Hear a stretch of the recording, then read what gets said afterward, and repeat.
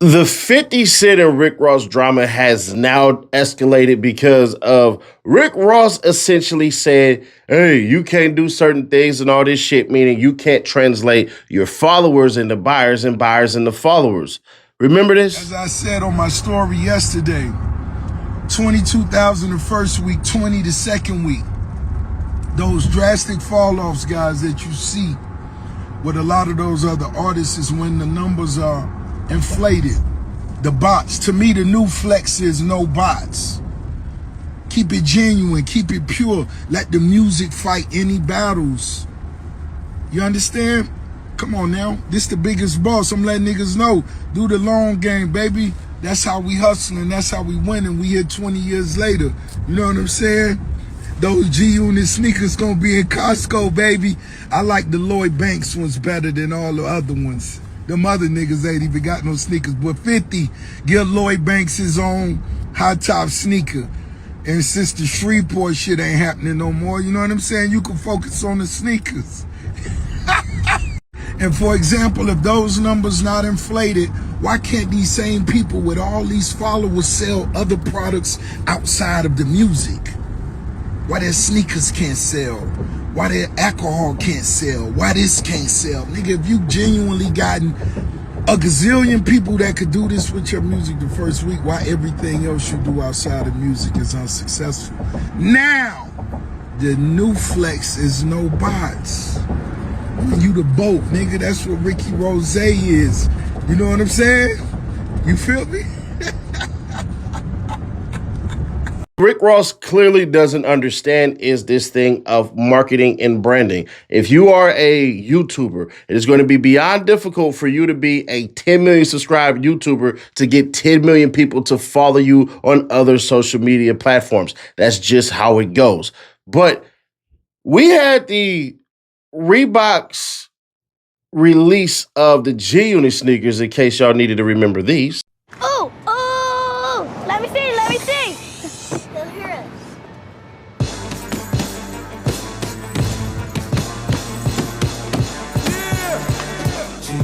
Cheating, we don't play that, man. Cheating, we don't play that, man. Just but you seen the best of me. Yes, I can go hard. Is it a dream or a nightmare? Go. The new GXT by Reebok, in stores now. And according to reports, they have actually sold out. Just 2 hours after its release, the G-Unit featuring Reebok G6 completely sold out. 23 years after its original release, 50 Cent and Reebok announced they would be bringing the shoe back in its original white and red and blue color scheme on Thursday, and keeping the design the same as the model's victorious 2003 run. Reminder, it just told you it was victorious. While some may be surprised at the high demand the shoe is having 2 decades later, 50 Cent is not. In a brief email interview with FN, the Stunt 101 rapper says, the fans' reaction to the shoe is not about nostalgia, but more about the impact it made. I would disagree, but all right. He says he knew they had something special from the start. And this is him showing it off. And he said, I knew I had something big. 50 says to FA. Back then, we just focused on making noise and doing something that felt different. To see people still excited about it all these years later is crazy. The fans kept it alive. That means a lot to me. 50 has remained a mainstay in pop culture through various business enterprises, his music, and his long list of TV projects like Stars, Power franchise. Reebok has also stayed in the conversation, though a long list of collaborators with other stars like Angel Reese, Cameron, Kendrick Lamar, Cardi B, Karol G, and more.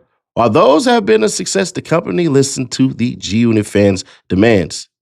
The hype around G-Unit hasn't slowed down since 2003. Reebok Chief Executive Officer Todd Krinsky told FN in reaction to the shoe selling out, we're incredibly excited about the momentum this release has created, and we can't wait for what's next. We'll leave it right there. But Rick Ross, he has a theory that actually kind of goes against that, and it's slightly odd, but he makes his point, and this is his point. Hey, 50 Cent, why you lying telling them people you sold all them shoes? Stop lying.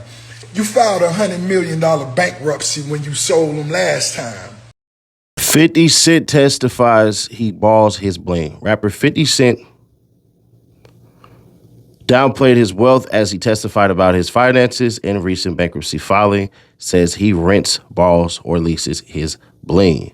Then it goes on to say, rapper 50 Cent, ranked by Forbes as one of hip-hop's 5 richest artists, downplayed his wealth as he testified in court about his finances, business deals, and the media attention surrounding his recent bankruptcy filing. The multi-platinum selling artist born Curtis Jackson III appeared in Manhattan State Supreme Court on Tuesday in a proceeding to decide possible additional punitive damages in an invasion of privacy lawsuit, as a jury already ordered him to pay $5 million in damages in a lawsuit brought by a woman who said he didn't have her permission when he released an X tape made with a boyfriend.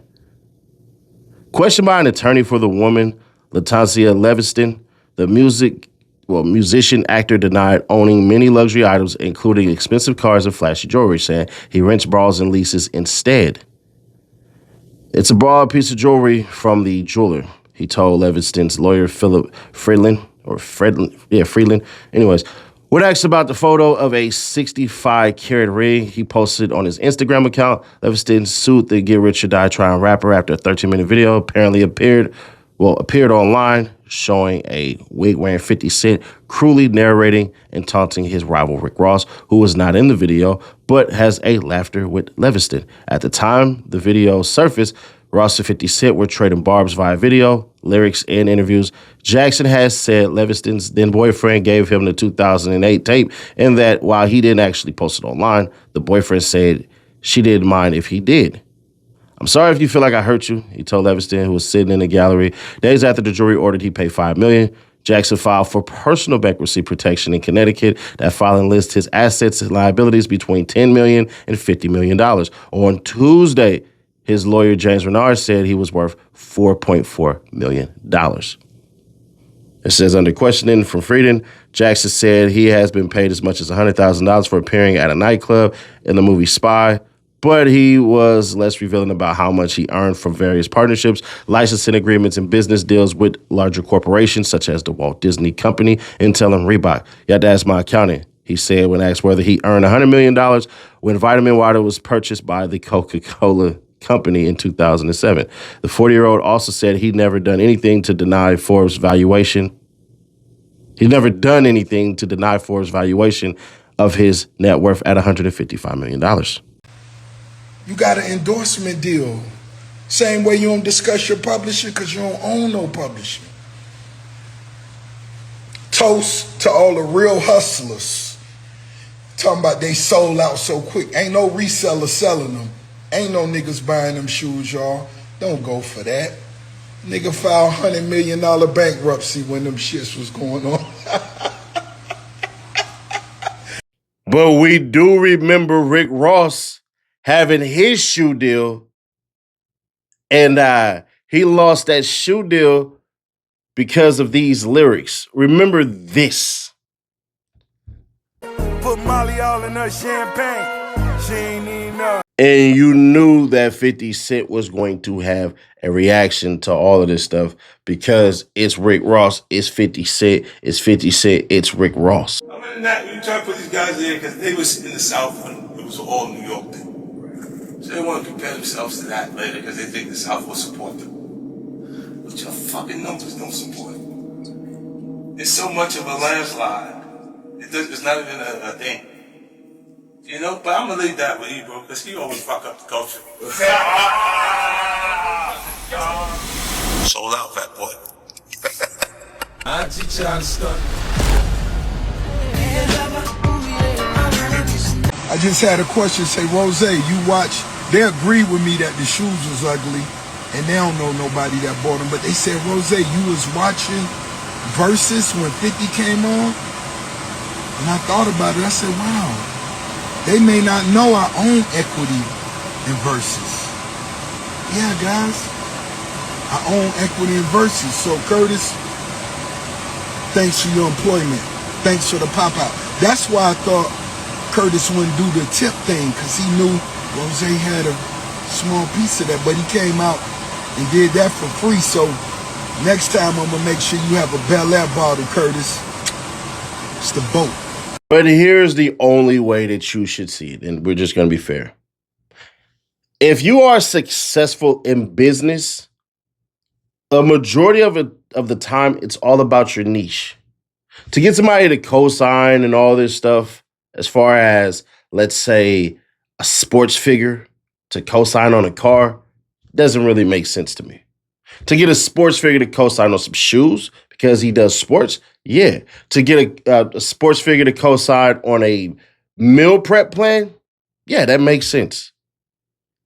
Attire, food, gear, technically, that makes sense. But the lifestyle of driving in luxury, that really doesn't. So with 50 Cent, his lifestyle now is, yeah, he's a rapper, but he's a businessman. So to be a fashion or culture icon, that's going to be a little bit different. We just going to be honest about it.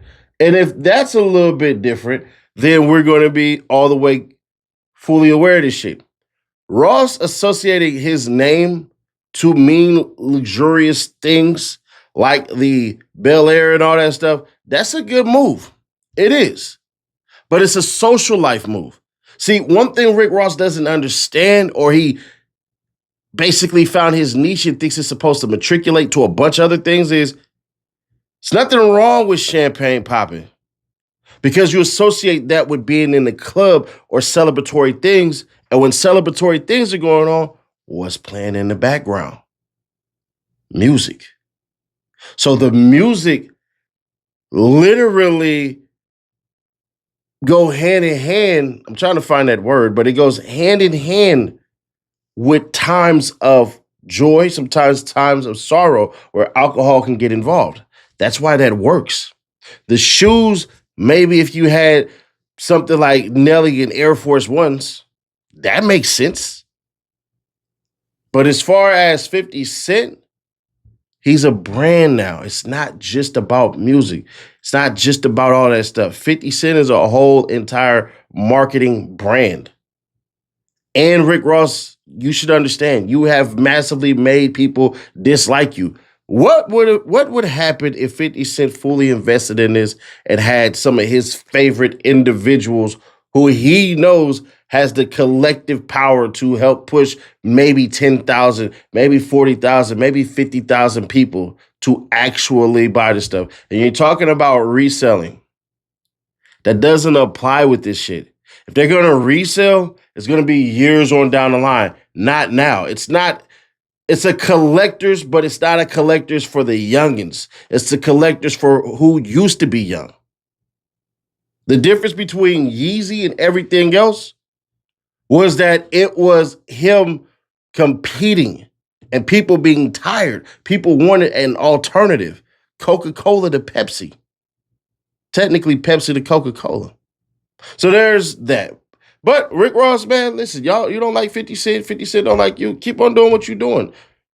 But Rick Ross, make sure you keep on pushing your music because that's all we want to hear from you is actually good music. The antics, your girl, she awesome. I ain't gonna lie. I'm actually rooting for you and that woman because it's a dope ass look. But what Rick Ross fails to realize is his self-awareness chart is on the decline. And that's something he's going to have to deal with. But y'all let me know your thoughts on this one.